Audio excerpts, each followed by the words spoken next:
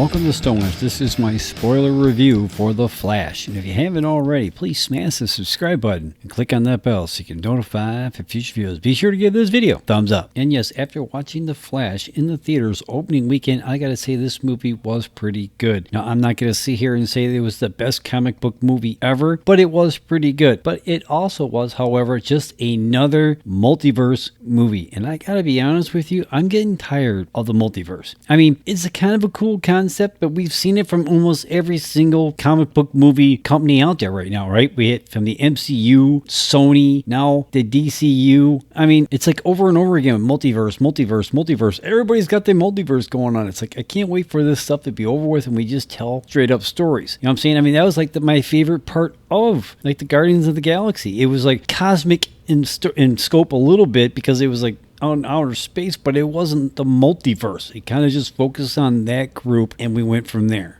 And that's why I like that movie a lot. Now, the Spider-Verse, which I did like that movie too, but that was just like another version of multiverse. And I mean, it was cool, but at the same time, I'm just getting sick of the multiverse. Now, I did think that Muschietti did a pretty good, awesome job directing this movie, but I gotta be honest, I haven't seen a single other movie he's directed, so I have nothing to compare this to. And it's, I guess, somewhat good news that he's going to be directing the new Batman movie for James Gunn and Peter Safran over there for the new DCEU movies that are be coming out here fairly shortly. So, I mean, that's kind of cool. I mean, what he did in this movie was good. I thought there was a lot of laughs in this movie. The action was pretty good. I mean, the pacing was actually pretty decent. We got jumped right into the story. We didn't waste any time whatsoever. You know what I'm saying? I mean, with a runtime of 144 minutes, it didn't feel like that. It kind of kept on going over at a pretty good pace. But, you know, it being about The Flash, it being a slow movie would be like really bad, right? The Flash is a 2023 American superhero film based on the DC Comics character of the same name. Produced by Warner Brother Pictures, DC Studios, Double Dream, and The Disco Factory, and distributed by Warner Brother Pictures. It is the 14th installment in the DC Extended Universe, directed by Andy Muschietti from the screenplay by Christina Hodson. In the film, Barry travels back in time to prevent his mother's death, which brings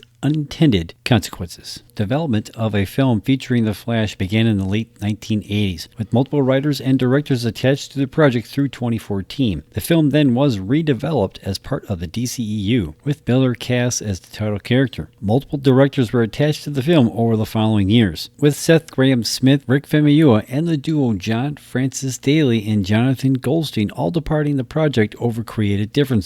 Muschietti and Hudson joined the film July 2019. Pre-production began January of 2020. The film is influenced by the comic book storyline Flashpoint, featuring multiple DC Comics characters, including Ben Affleck and Keaton reprising their respective versions of Batman. Principal photography took place April to October of 2021 at the Warner Brothers Studios in Leavesden and on location around the United Kingdom. The Flash premiered at Grumman's Chinese Theater in Los Angeles, California on June 12th of 2023 and was released in the United States on June 16th of 2023, following multiple delays caused by director changes, COVID-19 pandemic, and the post-production setbacks. The film has received praise for its plot, action sequences, humor, and performances, particularly of Miller and Keaton, while also receiving some criticism for its visual effects being detrimental to the film's third act. Starring in this movie, Ezra Miller, Sasha Calle, Michael Shannon, Ron Livingston, Maribel Verdú, Kiersey Clemens, Anya Trow, Ben Affleck, and Michael Keaton, just to name a few. Now, coming out of opening weekend, The Flash is sitting with the Rotten Tomatoes score of 67%, with 290 top critics reporting in. Now, a little over half of those 290 top critics are liking this movie. Now, the general consensus of those critics is this: The Flash is funny and fittingly fast-paced and overall ranks up as one of the best DC movies in recent years. Now, I guess I kind of have to agree with that. I mean, but I did like Shazam 2. I mean, it didn't do well at the box office. Actually, the biggest bomb for a comic book movie in history as of right now. And I did like that movie a lot. And Black Adam wasn't really all that bad. And that actually made almost $400 million, which is not all that great, but you know, it's not terrible either. I mean, I don't know. This was pretty good. I mean, the Flash character was my favorite part of the Joss Whedon Justice League movie. And he still had a big role in the Snyder cut, but most of the parts of the Flash that I liked from Justice League was in the Whedon cut. So I don't know. That's why I included the Snyder Cut in the installments for the DCEU, because even though there's a lot of that movie that was in the one that we saw in 2017 too, even though, and we did add like a lot of other stuff, but when Snyder did his cut in 2020, and we saw that on HBO, he used only the stuff that he shot, and then he got a whole bunch of other stuff that he had put in there too, so it almost felt like a totally different movie, at least as far as I'm concerned. Over on the audience side, it's sitting with a score of 86%, with 2,500 plus fans telling you what they think. Now, majority of the fans are loving this movie more so than the critics, but you know, if you looked at the box office, you really wouldn't know that, you know what I'm saying? Because with a budget of $200 to $220 million,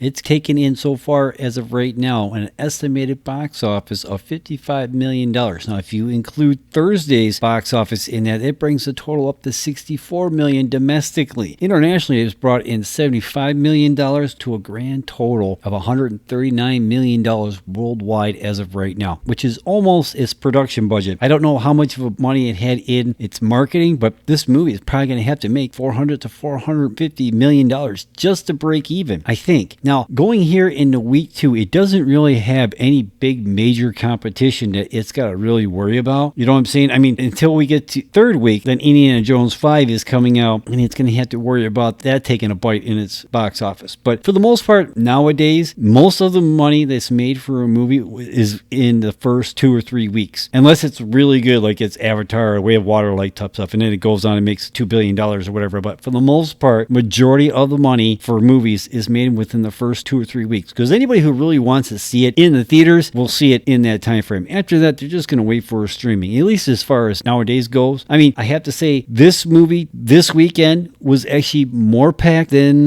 most movies. I think maybe about just as much as Guardians of the Galaxy 3, even though this one didn't make as much money as Guardians did domestically in its opening weekend. There were a lot of people in the theater when I went to go see this movie this weekend, so we'll just have to wait and see. I mean, we won't really know how much legs this thing really has until week 2, right? Because that's when that's usually have a drop off. As long as it doesn't drop off any more than over 60%, well, maybe it'll have a pretty good, decent run. See what I did there? 2 of them. But however, overall, I have to say I did like this movie a lot. It was a lot of fun. Michael Keaton is awesome, as I was hoping he would be, and for the most part, he was the main reason why I went to go see this movie, to be quite honest with you. Again, even though that I thought that the scenes of the Flash that was in the Whedon Justice League movie were my favorite part of that movie, you know what I'm saying? But however, it is what it is. I mean, Michael Keaton was awesome in this movie. I mean, I don't know how much of the stunts he actually did, considering how old he is, but it was still cool to see him in this. And then Ben Affleck was pretty damn cool in here too. He had some pretty good action scenes at the very beginning of this movie, and that was like another thing about this movie I thought was pretty cool. All the cameos, especially towards the end there. I mean, we got to see Nicolas Cage when his Superman, which we never got to actually see because that movie got canceled before it could actually be made. We saw Christopher Reeves in there. That was pretty awesome. George Reeves. That was pretty awesome. Adam West. That was pretty cool how they brought all them in, but not actually brought them in. Now, I heard a lot of people online that was complaining about the CGI. Now, I guess some of it was kind of wonky and stuff like that, especially during that cameo stuff at towards the end there. I mean, it kind of looked cartoonish or whatever, but I don't know. That didn't really bother me all that much. I mean, that was like the one thing that kind of got spoiled for me going into this movie before I actually got to see this movie, because I didn't get to actually see it until Sunday. So by then, I already saw all the YouTube videos and the Screen Rant articles saying, oh, the CGI is not good in the third act. So I kind of had that going into this. I'm like, oh man, everybody's saying that the CGI is not all that great. So I don't know whether or not if I actually would have saw how bad the CGI was if I not heard or seen all that stuff. I'm not sure. I mean, I didn't think it was all that bad. It wasn't all that great. I don't know. It didn't really bother me, but I did like all the cameos, and especially at the very end, of all people that they had to bring into this thing, George Clooney comes in as reprising his role as Bruce Wayne from the worst Batman movie of all damn time, Batman and Robin. That was the worst Batman movie ever. Not his fault, because he didn't write it, but it is what it is. But it was cool to see him pop up, and I thought that was kind of a bummer that,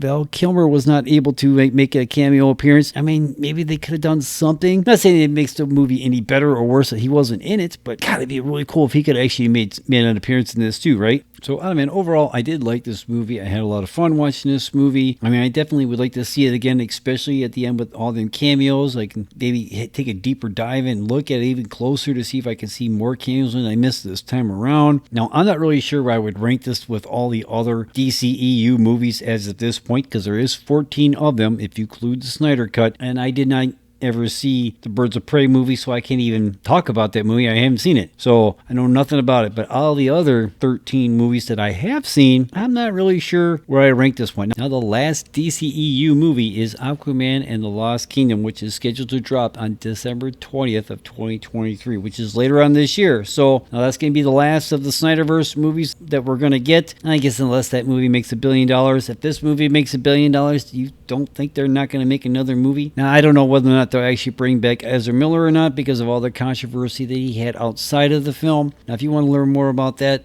go check out TMZ. I mean, I'm not all that crazy about all the stuff that he did outside of the movie, but it wasn't against me personally, so I can't say, oh man, he's a terrible... I mean, even though like the video of him choking that chick was not that great. That's probably like the most damning thing that he's done. But that's the most I'm going to really talk about it. If you want to know more about it, go look it up. I don't really cover that whole TMZ stuff here on my channel. Now, however, movie-wise, I thought Ezra Miller was actually pretty good in this movie. He was pretty funny. You know, I'm not saying it was his movie. I mean, well, he was the main character in this movie, rather. He did all right. I mean, again, I thought Michael Keaton was awesome. Affleck was awesome. I kind of want to see this movie again so I can see if I can catch any more cameos I might have missed the first time around. But overall, I liked it, and I cannot wait to see it again. So, did you get a chance to check out the brand new Flash movie in the theaters? Let me know in the comments down below. What do you think? Do you like this movie? Let me know in the comments down below. And where do you rank this movie with the other DCEU movies? Let me know in the comments down below. I mean, unless this movie makes $1 billion, I doubt we'll ever see Ezra Miller as a Flash ever again. Who knows, right? So, let me know what you think in the comments down below.